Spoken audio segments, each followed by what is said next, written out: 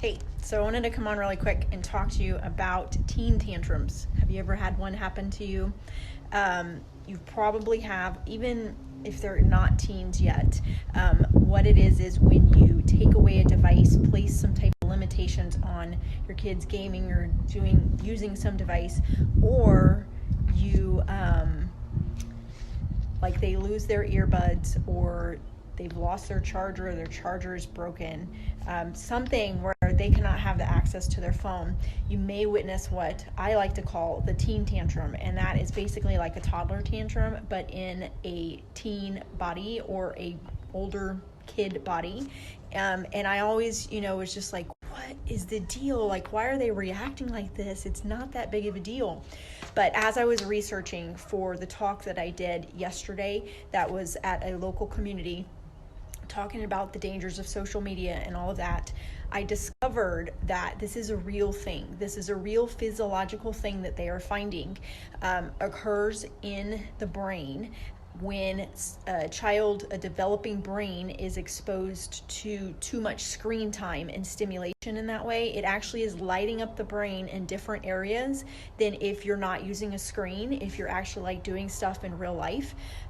So when you withdraw that, it actually kind of creates like an overload of emotions and sensation and stuff like that, and causes that tantrum-like thing. It's kind of like with toddlers, they don't know how to handle their emotions, and so they just break down. It's the same with teens. And so my advice to you is, if you have experienced this with your kids, or you are going to start putting in more guidelines for their use of devices and gaming and all of that, is be aware that this is a physiological thing that they go through if they have been using screens and gaming and all of that stuff a lot.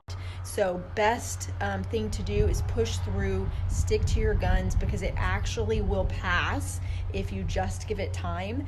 And they're not in any pain or anything, but it is a physiological thing, which I was shocking to read that it's actually a physiological thing.